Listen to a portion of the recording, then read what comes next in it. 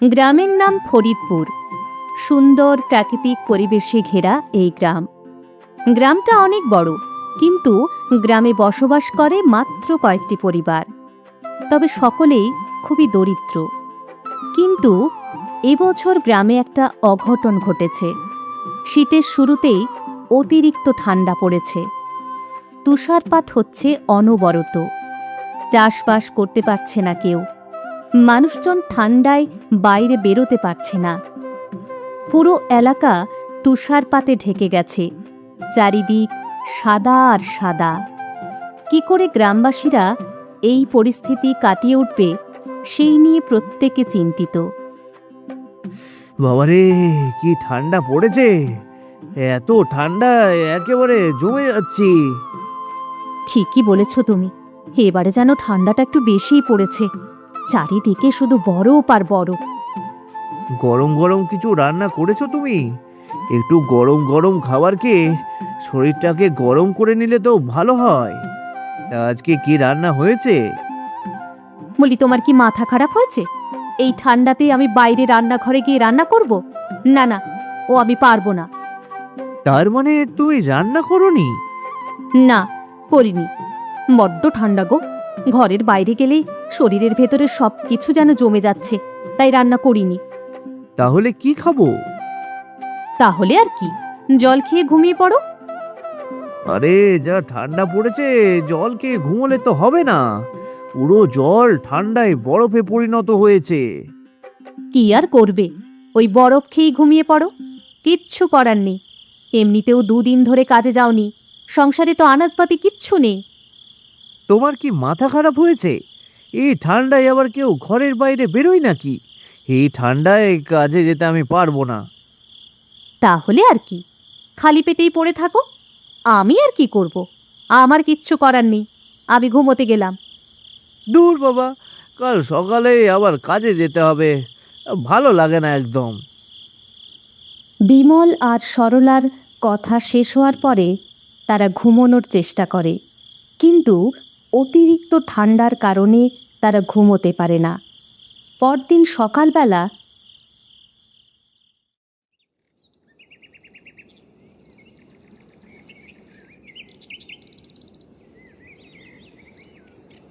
সরলা একজন গৃহিণী, তাই সকালবেলা তাকে ঘুম থেকে উঠে পড়তে হয়।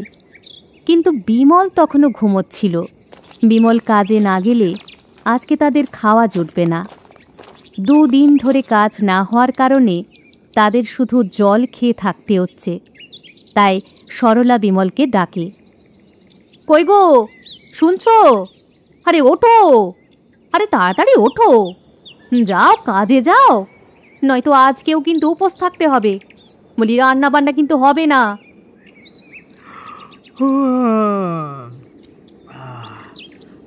আমি কোনো কাজে যেতে পারবো না। সারা রাত ঠিক মতো ঘুম হয়নি। যাও যাও, আমাকে একটু ঘুমোতে দাও।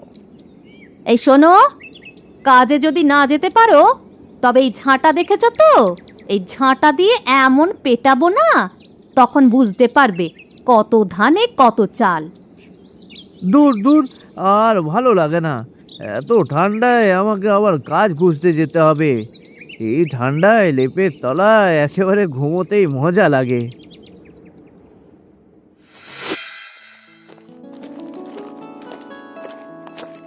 রাস্তাতে তো কাউকেই দেখছি না। কি ঠান্ডা রে বাবা!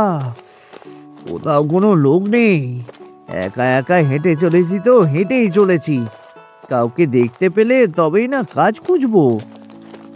যাই, আরো একটু এগিয়ে যাই, দেখি কোনো কাজের সন্ধান পাই কিনা।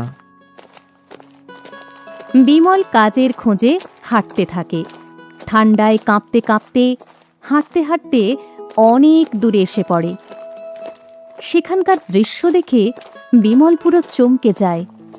গ্রামের চারিদিকে উজ্জ্বল আলো, আবহাওয়া উত্তপ্ত, আরামদায়ক। এখানে শীতকাল বলে মনেই হচ্ছে না। আরে, আমি কোথায় চলে এলাম? এ তো কি সুন্দর একটা জায়গা! কি আরাম!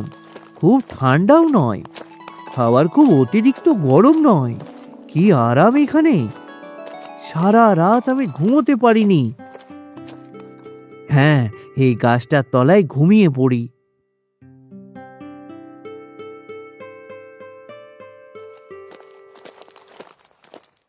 কে কে তুমি? তোমাকে তো এই গ্রামে নতুন দেখছি। তুমি এখানে কি করছো? আমাদের গ্রামে কোনো বহিরাগতের আশ্রয় হবে না। এখানে কি করছো তুমি? চলে যাও, চলে যাও এখান থেকে, এক্ষুনি চলে যাও। আমি আমি বিমল। আমি পাশের গ্রামে থাকি। তোমাদের এই গ্রামটা বেশ আরামদায়ক, বেশ সুন্দর। না, আমি তাই একটু ঘুমিয়ে পড়েছিলাম আর কি। আমাদের গ্রামে তো বরফ পড়ছে, কি কষ্ট, তাই ঘুমোতে পারিনি। কাজের খোঁজে বেরিয়েছিলাম, আর এখানে এসে দেখলাম আরামদায়ক আবহাওয়া, তাই ঘুমিয়ে গেছিলাম। বেরিয়ে যাও, বেরিয়ে যাও বলছি। এই গ্রাম থেকে একেবারে বেরিয়ে যাও। এই গ্রামে থাকা যাবে না। কেন ভাই, এই গ্রামে থাকলে কি হয়? তাছাড়াও আমাদের মতে অতিথি ভগবান। আমি তো তোমাদের গ্রামের অতিথি। আমাকে এভাবে দূর দূর করে তাড়িয়ে দেওয়াটা তোমার ঠিক হবে না। এতে তোমার পাপ হবে। আমার পাপ হবে না, আমি ওইসব মানি না। তোমাকে অতিথি ভাবতে বই গেছে। তুমি পাশের গ্রাম থেকে এসেছো, ওখানে সকলে তোমরা গরিব। তাছাড়া আমাদের গ্রামের সব কিছু উন্নত। তোমাকে এই গ্রামে আমরা কিছুতেই রাখতে পারবো না। যাও, বেরিয়ে যাও, বেরিয়ে যাও। এই এই কে, কোথায় আছিস? এখানে পাশের গ্রাম থেকে একজন আমাদের গ্রামে ঢুকে পড়েছে। ওকে মেরে বের করে দে, তাড়িয়ে দিয়ে ওকে। আরে দাঁড়াও দাঁড়াও, আমাকে মেরো না মেরো না, আরে দাঁড়াও না না, আ আ আ আ, আমাকে মেরো না। আ ওকে মারতে মারতে এখান থেকে তাড়িয়ে দে, তাড়িয়ে দে এখান থেকে। মোহন গ্রামের বদমাশ লোক। সে চায় না পাশের গ্রাম থেকে কেউ এসে এই গ্রামে থাকুক। সে বিমলকে খুব মারে এবং গ্রাম থেকে বাইরে বের করে দেয়।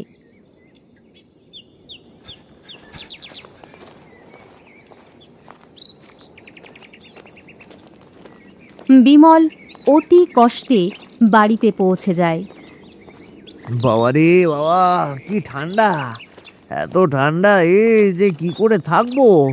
তার উপরে এত মার খেয়েছি, একেবারে গার পা পা পুরো একেবারে ব্যথা করছে। বাবা রে! আহ কি গো, কোথায় গিয়েছিলে? সারাটা দিন কোথায় ছিলে? বলি বাজার করে এনেছো? কিছুই তো আনোনি দেখছি। বলি রান্নাটা কি করবো শুনি? আজকে কিছু একটা করো। কালকে আমি অবশ্যই কোনো না কোনো কাজ করব। টাকা নিয়ে বাজার করে আনবো। আজকে আর ভালো লাগছে না। আচ্ছা ঠিক আছে, গরম গরম ফ্যান ভাত আছে, তাড়াতাড়ি খেয়ে শুয়ে পড়ো। বুঝলে বউ, কালকে আমি খুব সকালবেলা বেরোবো। আসতে অনেক বেলা হবে। তুমি চিন্তা করো না, কালকে আমি বাজার করে আনবই। সে হলে তো ভালোই হয়, কিন্তু চারদিকে যা ঠান্ডা। তুমি সাবধানে যেও, আর নিজের খেয়াল রেখো। আবার ঠান্ডা বাঁধিয়ে ফেলো না, তাহলে কিন্তু আরও অনেক টাকা খরচ হয়ে যাবে।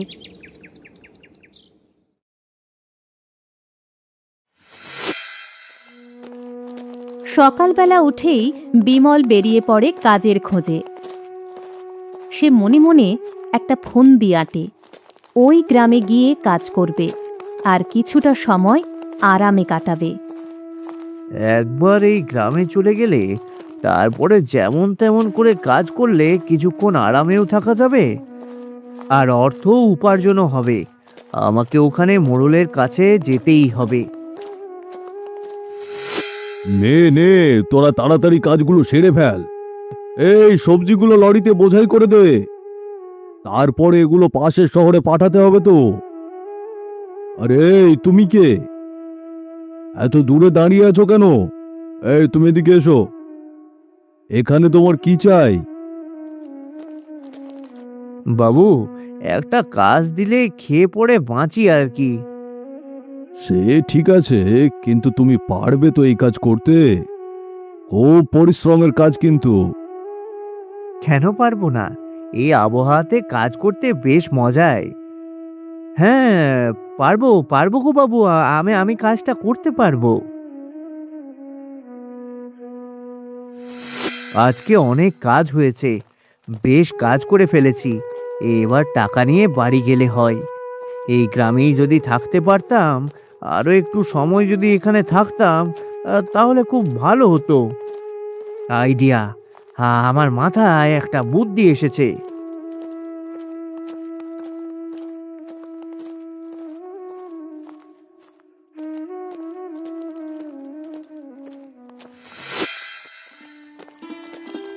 পাশের গ্রামের আবহাওয়া খুবই আরামদায়ক, সেই জন্য বিমলের কোনো কষ্ট হয় না, বেশ আরাম লাগে। কিন্তু যখনই সে নিজের গ্রামে ফিরে আসে, ঠান্ডায় তার ভীষণ কষ্ট হতে থাকে। বাবারে বাবা, কি ঠান্ডা, কি ঠান্ডা! ওরে বাবারে, ওরে বাবারে, পুরো ঠান্ডা। অনেকদিন পর আজকে খিচুড়ি খাবো। রান্না করেছো তো বউ? হ্যাঁ, আজকে আমি অনেক খুশি গো। তুমি কাজ করে টাকা নিয়ে এসেছো, সবজি নিয়ে এসেছো, একটু মাছ হলে একেবারে জমে যেত। এই হচ্ছে তোমাদের মেয়ে ছেলেদের দোষ, জানো তো। খেতে পেলে আবার শুতেও চাও তোমরা। তাড়াতাড়ি খেয়ে দিয়ে ঘুমিয়ে পড়ো তো। বিমল খাওয়া দাওয়া করে শুয়ে পড়ে, কিন্তু কিছুতেই সে ঠান্ডায় ঘুমোতে পারে না। বারবার সেই পাশের গ্রামের কথা তার মনে পড়ে। এত ঠান্ডা হয়ে কি ঘুমোবো? আমি তো আরাম করে ঘুমাবো। আমি গ্রামের এক পাশে একটা কুঁড়ে ঘর দেখেছি, আমি ওখানেই ঘুমোবো। বিমল পাশের গ্রামে চলে যায়, আর সেখানে গিয়ে একটা কুঁড়ে ঘরের ভেতরে গিয়ে ঘুমিয়ে পড়ে। পরের দিন উঠে কাজ সেরে আবার প্রাপ্য টাকা আর ব্যাগ ভর্তি বাজার নিয়ে বাড়ি ফেরে। হ্যাঁ গো, অত রাতে হঠাৎ করে তুমি উঠে কোথায় গেলে? তোমাকে অতটা জানতে হবে না। যাও, আজকে মাছ এনেছি, ফুলকপি দিয়ে মাছের ঝাল করো। আমাকে জানতেই হবে ব্যাপারটা কি। এইভাবেই চলতে থাকে। বিমল রাতের বেলা চুপি চুপি ঘরের বাইরে চলে যায়, আর সকালবেলা ফিরে আসে ঘরে। মাত্র 2-3 ঘন্টা থেকে আবার চলে যায়। এই দেখে সরলা একদিন ঘরে বসে কান্নাকাটি করে আর বলে, হে, এইসব কি হচ্ছে? আমার বরটা কি তাহলে?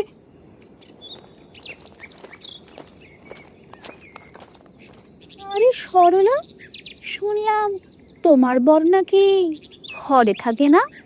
হ্যাঁ গো দিদি, আমার বরটা মনে হয় অন্য কোথাও সংসার করছে গো। তাহলে তো তোমার সাথে অন্যায় হয়েছে বোন। নিজের বরকে ঘরে রাখতে হয়, বাইরে যেতে দিতে নেই। অত বড় লোককে কি আর আমি ঘরে বেঁধে রাখতে পারি দিদি? ও তো বাইরের কাজে যাবেই, কিন্তু ও যে ঘরে একদমই থাকছে না গো। শুধু বাইরে যেতে পারলেই যেন বাঁচে। হাসি মুখে বাইরে যাচ্ছে আর মন খারাপ করে ঘরের ভেতর ঢুকছে। তবে দিদি, আমার পছন্দ মতো খাবার, গয়না, কাপড় সবই সে আনছে। তুমি বুঝতে পারছো না, এটা ছেলেদের চালাকি। কম তো আর দেখলাম না। এসব দিয়ে আমাদের মুখ বন্ধ রাখতে চায় আর বাইরে ফুর্তি করতে চায়। প্রতিবেশী মহিলারা সরলার মনে বিষ ঢালতে শুরু করে। সরলাও স্বামীর এই পরিবর্তন দেখে একটু সন্দেহ করেছিল। এবার সে কান্নায় ভেঙে পড়ে।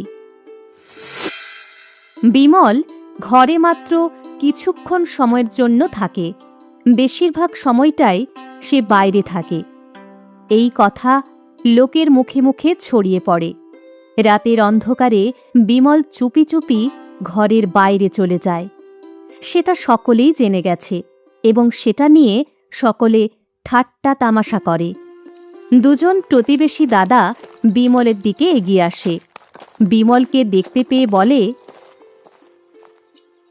কি গো বিমল ভাই, কি শুনছি? আজকাল কি হচ্ছে গো? কি শুনছো তোমরা? তুমি নাকি ঘরে থাকতেই চাইছো না? বৌদির সাথে সংসার করছো না, বাইরে বাইরে থাকছো অন্য কোথাও। তা বৌদি কিছু করেছে নাকি গো? কি রে, তোরা কি বলিস? কি অদ্ভুত ঘটনা ঘটেছিল! এরকম আবার হয় নাকি? যা তো, আমি ঘরে যাই, বাইরে বড্ড ঠান্ডা। তোমার কাণ্ড কারখানা তো সবাই জানে, ছিচি করছে লোকে। তোমার বউ কান্নাকাটি করছে, তুমি বউকে রেখে দিয়ে রাত দুপুরে নাকি ঘরের বাইরে চলে যাও, আর সকালে আসো, 1-2 ঘন্টা থাকো, আবার চলে যাও। এসব কি হচ্ছে বলো তো? আরে কিছুই না, তোরা যা তো যা। আরে সবই তো বুঝতে পারি আমরা, অন্য কোনো বিয়ে সংসার। হ্যাঁ বিমলদা, বলো বলো। আরে ওসব কিছুই নয়, তোরা ভুল ভাবছিস। তা সত্যিটা কি? হ্যাঁ, সত্যিটা জানলে তোরা আর ঘরে থাকবি না, ওখানেই যাবি। প্রত্যেক দিন হয়তো আর ঘরেও ফিরবি না। কেন বিমলদা, ওখানে কি এমন আছে গো? বলো না, বলো। বললে তোরা বিশ্বাস করবি না, চল।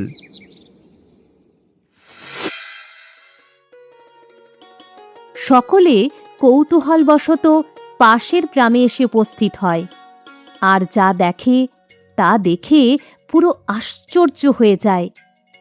চারিদিকে আলো, তার সাথে এখানকার আবহাওয়া বেশ উত্তপ্ত ও আরামদায়ক। আরে আরে, এ তো পুরো আশ্চর্য ব্যাপার। কি আরাম, কি সুন্দর চাষবাস হচ্ছে। এত আরামে এখানে সকলে আছে কি করে? আমরা তো এতদিন জানতেই পারতাম না। যদি জানতাম তাহলে আমরাও একই পদ্ধতি অবলম্বন করতাম। এমন সময় দূর থেকে মোহন দেখতে পায়। মোহন কখনোই চায় না তাদের গ্রামে অন্য কোনো গ্রামবাসীর প্রবেশ হোক, তাই এই, তোরা এখানে কি করছিস? হ্যাঁ, কিছু না কিছু না, হ্যাঁ আসলে আমরা একটু দেখতে এসেছি। তোমরা গ্রামটাকে এত গরমে আরামে রেখেছো কি করে? আমাদেরও একটু বলো। আর আমাদের গ্রামে তো বরফ পড়ছে, আমরা খুব কষ্টে আছি। কি বলে শোনো, যাদের নুন আনতে পান্তা পুরায় তারা নাকি গ্রাম গরম করবে। আমাদের গ্রামের সকলেই আমরা হিটার ব্যবহার করছি। এক একটা হিটারের দাম 30 থেকে 40 হাজার টাকা। তোদের ক্ষমতা আছে? আমরা খুব কষ্টে আছি দাদা, আমাদের একটু উপকার করুন। বলুন বলুন, কিভাবে করলেন? এটি করলে আমাদের গ্রামেও চাষবাস হবে, আর আমরাও আরামে একটু ঘুমোতে পারবো। তোরা করবি? তোদের এত ক্ষমতা আছে? দরিদ্র ছোট লোক কোথাকার! দেখো মোহনদা, তোমাকে আমি যখনই দেখি তুমি আমাকে অপমান করো। কেন গো, আমাদের গ্রামের মানুষদের অপমান করো কেন? তোরা কি ভেবেছিসটা কি? হ্যাঁ, তোরা অপমান হওয়ার যোগ্য, অপমান পাওয়ার যোগ্য ছোট লোক কোথাকার। এই এই তোরা কে কোথায় আছিস? এদের সবাইকে লাঠি পেটা কর। মোহনের কথা মতো লাঠিয়াল তাদের সকলকে মারে। 3 জনকে মারতে মারতে একেবারে আদমরা করে। তারপর টানতে টানতে ফেলে দিয়ে আসে গ্রামের বাইরে। পাশের গ্রামের আবহাওয়া উত্তপ্ত এবং আরামদায়ক, এই কথাটা সকলেই জানতে পেরে যায়। সরলার প্রতিবেশী দিদিরা নিজেদের স্বামীদের বাঁচাবার জন্য ছুটে আসে। তারা লোকের মুখে শুনেছে যে তাদের স্বামীর ওপরে মোহন নাকি অত্যাচার করেছে। হায় হায়, এ কি হলো? আমাদের এ কি হলো? হায় হায় হায়! কেউ আমাদের সাহায্য করো, ওদেরকে নিয়ে আমরা ঘরে যাই, সেবা করে শুশ্রূষা করি। এখানে থাকলে তো ওরা ঠান্ডায় মারা যাবে। হ্যাঁ গো, তাই করো। আমরা পরের বিচার করব, ভগবানের বিচার করবেন। আমাদের কি দোষ? আমরা তো শুধু জানতে চেয়েছিলাম কিভাবে এটা করেছে। আর ওরা কিনা আমাদের গ্রামবাসীদের উপর এত অত্যাচার করলো। ভগবান যদি থাকে, ওপরওয়ালা যদি থাকে, এর অবশ্যই বিচার করবে। আমিও তো ভেবেছিলাম তুমি বুঝি আমাকে ছেড়ে অন্য কোনো মেয়ের পাল্লায় পড়েছ, কিন্তু কিন্তু এখন তো দেখছি একদম উল্টো ব্যাপার গো। হ্যাঁ গো, তুমি কি করবে কিছু ভেবেছো? আজকে রাতে আমাদের ঘরে মিটিং আছে, দেখা যাক সবাই কি বলে। আমরাও গ্রামে হিটারের ব্যবস্থা করব ভাবছি। আমরা আমাদের গ্রামটাকে গরম করে দেখিয়ে দেব, কিন্তু হিটার কিনতে গেলে তো অনেক টাকা খরচা। আমাদের গ্রামটা বড় আর মানুষজন খুবই কম। আর সব থেকে বড় কথা, গ্রামের সকলেই অতি দরিদ্র। এই শীতে কেউ কাজ করেনি, তো সংসারের অবস্থা খুব খারাপ, টাকা পয়সাও তো নেই। তোমরা ঠিকই বলেছ, আমিও এই ব্যাপারটা ভেবে দেখেছি, কিন্তু একবার যদি আমাদের গ্রামে একটু গরম পড়ে তাহলে আমরা সব কিছুই আবার আগের মতো করতে পারবো। যদি একবার যেমন তেমন করে হোক হিটার লাগাতে পারি তাহলে আগের মতো আবার সব হয়ে যাবে। কিন্তু এত টাকা পয়সা কোথায় পাবো বলো তো? দেখো, আমার যে কানের দুলটা আছে না, ওটা না হয় দিয়ে দেব। এই ঠান্ডায় ঘুমাতে কষ্ট, রান্না করতে কষ্ট, সব কিছুতেই কষ্ট। যদি আমি ভালোভাবে থাকতে পারি তাহলে সোনার চুড়িও দিয়ে দেব। এভাবে হয় না। এমনিতেই চাষবাসের জন্য তোমরা অনেক গয়নাগাটি আমাদের দিয়ে দিয়েছো, আর যে একটা দুটো গয়না আছে ওগুলো দিয়ে দিলে কিভাবে হয়? তাছাড়া এই কটা গয়না নিয়ে গোটা গ্রামের জন্য প্রায় 300 হিটার কিনতে হবে। খরচা প্রায় 5 থেকে 6 লাখ টাকা। এত টাকা জোগাড় হবে না তো। আচ্ছা বিমলদা, ঠিক আছে, রাত হতে চলল, এবার বরফ পড়বে, আমরা ঘরে চলে যাই, কালকে আবার বসে আলোচনা করব। বিমল রাতের বেলা ঘরে বসেছিল। এমন সময় একটা তীব্র আওয়াজ হয় এবং চারিদিক আলোয় আলোকিত হয়ে যায়। সাথে সাথে আবহাওয়ার বিশাল পরিবর্তন হয়। আস্তে আস্তে আবহাওয়া আরামদায়ক হয়ে ওঠে। কি একটা আওয়াজ হলো না বউ? হ্যাঁ, আর সাথে সাথে কিরকম একটা গরম অনুভূতি হচ্ছে না? এই চলো তো গিয়ে দেখি কি হচ্ছে বাইরে। সকলে বাইরে বেরিয়ে দেখে গ্রামের মাঝখানে একটা বড় গোলাকার বস্তু পড়েছে, যেটা দাও দাও করে জ্বলছে। আরে, এটা তো উল্কাপিণ্ড, উল্কাপাত হয়েছে আমাদের গ্রামে। আশ্চর্য ব্যাপার, গোটা গ্রামটা গরম হয়ে গেছে। আমাদের আর কোনো মতেই হিটার কিনতে হবে না। এতে যা আরাম হবে তাতেই আমাদের সব কষ্ট দূর হয়ে যাবে।